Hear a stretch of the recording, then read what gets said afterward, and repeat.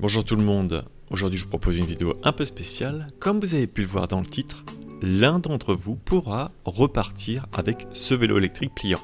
Cette vidéo, c'est aussi l'occasion de découvrir ensemble ce qu'est un vélo à assistance électrique, sa réglementation et ses avantages. Et bien sûr, ses inconvénients. On va donc commencer par son équipement. Quand j'ai reçu ce vélo, qui est donc le Illiglide F1, je l'ai reçu par courrier dans une grosse enveloppe. Il a donc fallu dans un premier temps que je le monte. J'ai tenté de le faire dans un premier temps sans manuel avant de me rendre compte qu'il y avait un petit problème avec le guidon. Donc je vous conseille de regarder le manuel, ça vous évitera de monter des choses à l'envers. Une fois que j'ai fini de monter tout le vélo, j'en ai fait le tour pour voir si tout était réglementaire, car j'ai pu en parler dans le code du cycliste, une vidéo que je vous mets en haut à droite. Vous avez des éléments qui sont obligatoires sur un vélo. Et celui-ci ne les avait pas tous. Il manquait une lampe à l'arrière. Pourtant, à l'avant, il y a une lampe qui fonctionne avec la batterie du vélo. Et il manquait également des catadioptres à l'avant et à l'arrière. J'en ai également profité pour remplacer les pédales par des pédales qui sont en alliage aluminium et qui sont vraiment très bien. Elles m'ont été envoyées par Joy Tutu, la marque avec laquelle j'avais parlé des gants chauffants. Je remets la fiche en description. Oui, je sais, ça date. Donc c'était l'occasion de tester ces pédales. Par contre, petit point sur les pédales, elles sont encore une fois non réglementaires car elles ne disposent pas de catadioptres. Donc, attention, c'est bien sûr un confort incomparable avec des pédales en plastique, aussi bien au niveau de la position du pied que des roulements, parce que là les roulements fonctionnent très bien sur celle-là, mais vous risquez une amende de 11 € si jamais vous faites arrêter par la police. Bref, je vous laisse ces informations en description, vous en faites ce que vous voulez. Ah oui, et je les laisserai sur le vélo et fournirai les pédales d'origine, comme ça c'est tout bénef pour celui qui gagne le vélo. Ensuite, pour le vélo en lui-même, il n'était pas gravé, car normalement quand on vous vend un vélo neuf, aussi bien mécanique qu'à assistance électrique, il doit être équipé d'un autocollant ou marquage Bicicode. C'est un petit peu la carte grise du vélo qui complique la revente de celui-ci en occasion. Et donc pareil pour ce point, ici j'ai fait marquer le vélo, donc la personne qui le gagnera, eh bien je lui transférerai cette carte grise avec le vélo. Comme ça vous aurez un vélo prêt pour rouler. Alors maintenant qu'on a fait le tour au niveau de la réglementation, on va parler un petit peu du VAE en lui-même. Avec ce vélo, c'était donc aussi l'occasion de tester l'assistance électrique, et donc de savoir ce que ça donne, car avant je ne l'avais testé que sur des Vélib, et donc je n'avais jamais eu vraiment l'occasion de tester quelque chose sur le long terme. Ça fait donc maintenant plusieurs mois que je le teste, et ce que je peux d'abord dire, c'est que j'ai été très agréablement surpris. Et ce parce qu'il est incroyablement confortable. Mais ça, je pense que c'est plus dû au vélo en lui-même, car il a des roues qui sont quand même massives, avec deux gros amortisseurs, avant et arrière. C'est donc aussi un point qui m'a fait prendre un petit peu plus de risques, je vais pas me mentir.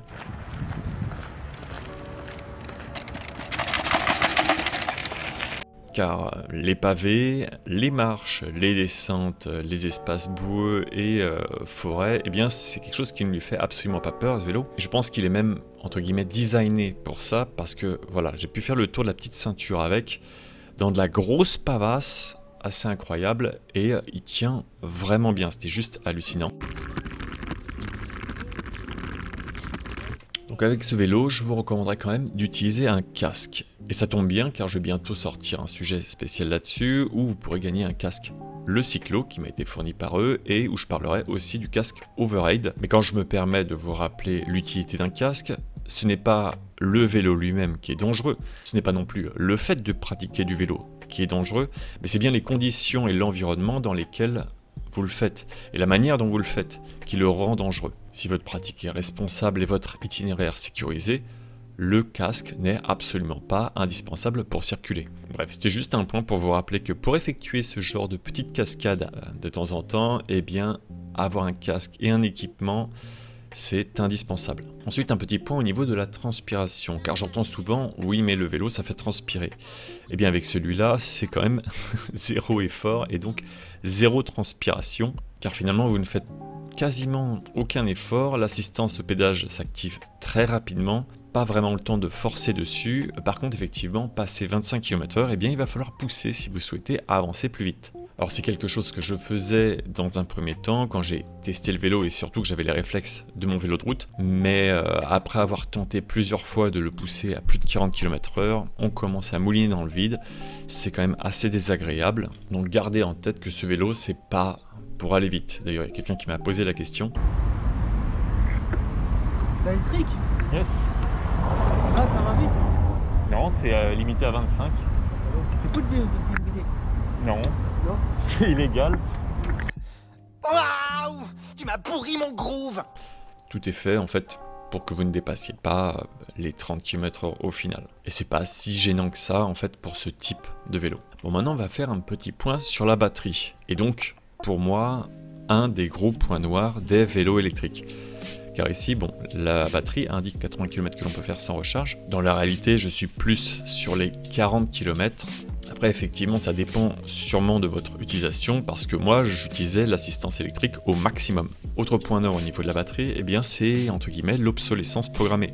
Une batterie de vélo a un certain nombre de cycles de vie et après, il faudra la remplacer. Donc, quand vous achetez un vélo électrique ou que vous en commandez un, faites bien attention à savoir pendant combien de temps seront produites ces pièces de rechange parce que votre vélo électrique sera simplement inutilisable une fois que ces cycles seront passés. Il faudra changer la batterie et s'il n'y a plus de batterie disponible pour ce vélo-là, eh bien, il va falloir trouver une autre solution. Alors quand je dis inutilisable, non, vous pouvez continuer à utiliser ce vélo sans assistance électrique, mais ce vélo pèse quand même 25 kg, chose en fait qui est très avantageux quand vous avez l'assistance électrique parce que ça permet justement de garder une certaine vélocité et d'éviter justement de relancer le vélo à chaque fois. Car au final l'argument les VAE c'est plus lourd n'est pas trop pertinent car de toute façon c'est le moteur qui va travailler et vous aider à pousser le vélo.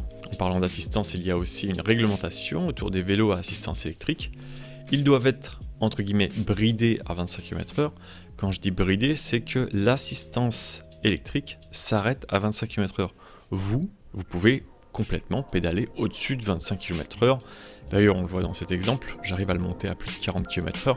Il n'y a pas vraiment de limite en fait. C'est un petit peu comme sur un vélo de route classique. Comme je disais, la limite va plutôt se trouver au niveau du braquet, c'est-à-dire au niveau du réglage plateau cassette par rapport à la force que vous pouvez exercer. Et sur ce vélo en particulier, sur certains vélos, il y a également un mode piéton, c'est-à-dire la petite manette que vous voyez à droite et qui permet de pousser le vélo jusqu'à 6 km/h maximum pour l'aider quand vous êtes en train de faire de la marche ou quand vous êtes un feu et que vous souhaitez redémarrer. Alors, 6 km/h, c'est la législation.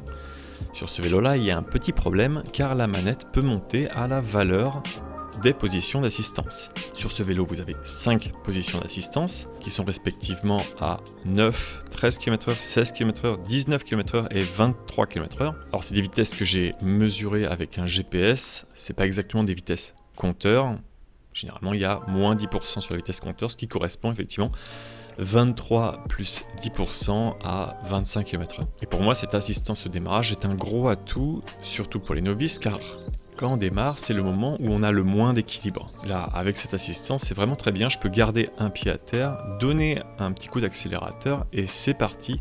J'ai pas de perte d'équilibre. De plus, il n'y a pas vraiment un réel intérêt à rester avec la manette tournée car l'assistance en elle-même fonctionne très bien.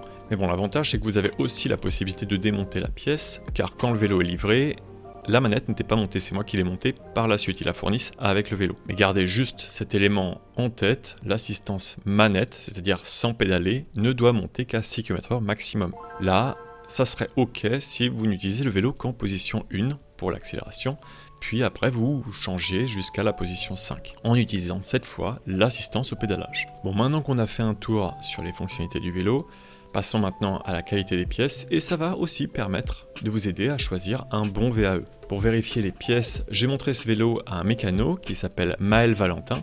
Et d'ailleurs merci à lui pour son expertise et les retours qu'il m'a fait sur le vélo. Ça va permettre effectivement d'avoir un point de vue objectif dessus. Dans un premier temps, il m'a dit que les freins, c'était quand même mieux d'avoir de l'hydraulique. Parce que là sur le vélo, ce qui est monté, c'est des freins à disque, mais mécaniques.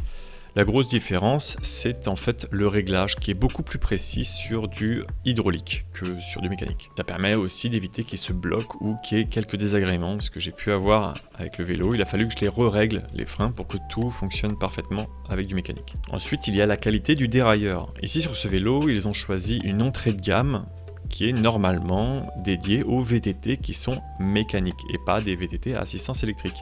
Généralement sur des assistances électriques, vous allez avoir plutôt 12 vitesses, sur celui-là il y a 21 vitesses, et sur les électriques c'est plutôt 2 plateaux ou un plateau. Sur celui-là il y a 3 plateaux, Chose qui au final, avec l'assistance électrique, on n'utilise pas beaucoup. Parce que moi je vais vraiment rester au maximum à chaque fois, c'est-à-dire plateau 3 vitesse 7. Donc bon, même si sur le site ils mettent en avant que c'est du Shimano, que c'est quand même un dérailleur d'assez bonne qualité, ça reste de l'entrée de gamme et c'est pas vraiment fait pour ce type de vélo en particulier. Même si dans les faits ça fonctionne plutôt bien.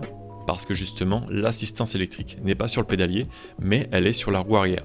Ce qui emmène d'autres problèmes, car quand vous choisissez un vélo assistance électrique, c'est quand même mieux d'avoir l'assistance au niveau du pédalier. Après, ça emmène deux types d'usure différents. Si c'est sur le pédalier et que c'est mal réglé, ça peut abîmer la chaîne, parce que le pédalier va emmener trop de puissance et abîmer donc en forçant. Et si c'est sur la roue arrière, et bien là ça va abîmer les rayons, car la roue va essayer de tourner alors qu'elle va être fixée au sol.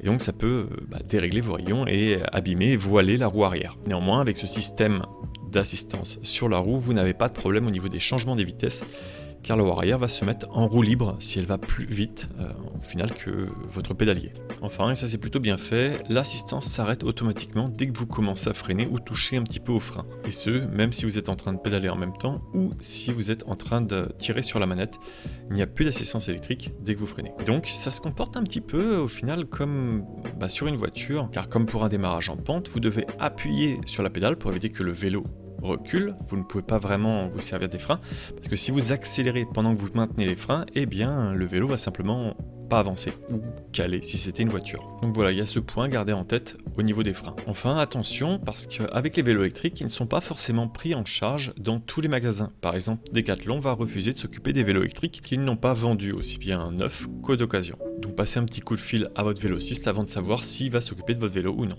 Et enfin, un point que je n'ai pas encore abordé, c'est le côté pliant du vélo. Et bien là, en fait, c'était juste un prétexte, ce côté pliant, pour pouvoir accéder à la batterie. Car le guidon, lui, ne se plie pas, la selle ne se plie pas vraiment, les pédales non plus.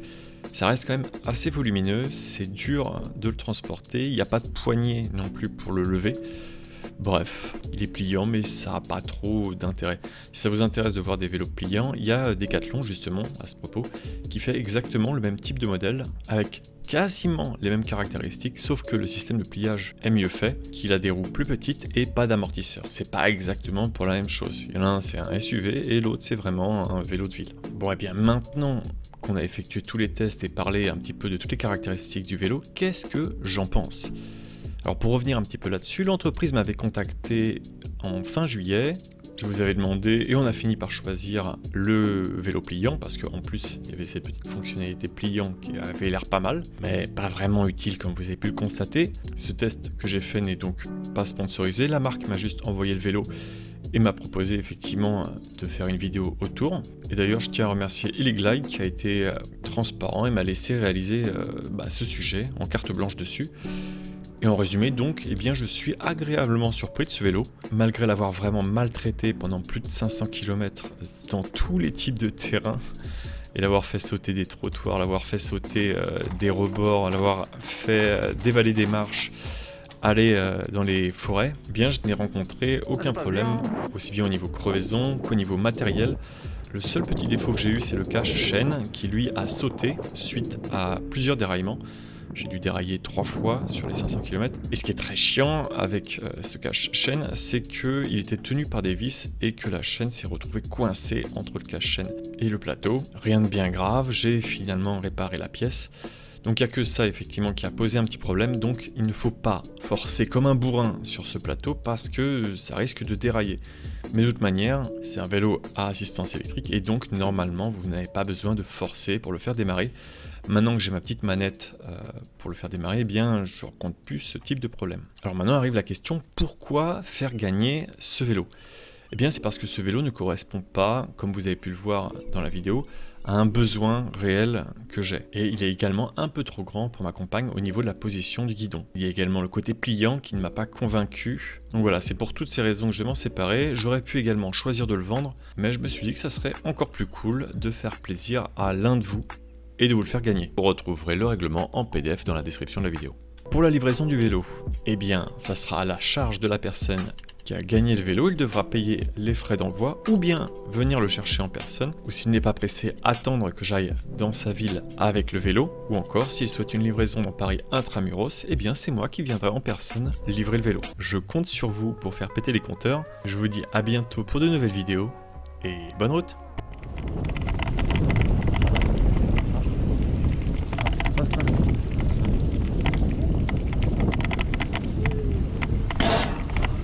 Ça passe.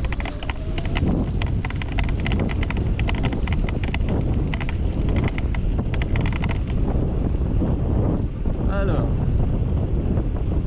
ouais, je pense que là-bas c'est un truc très sympa.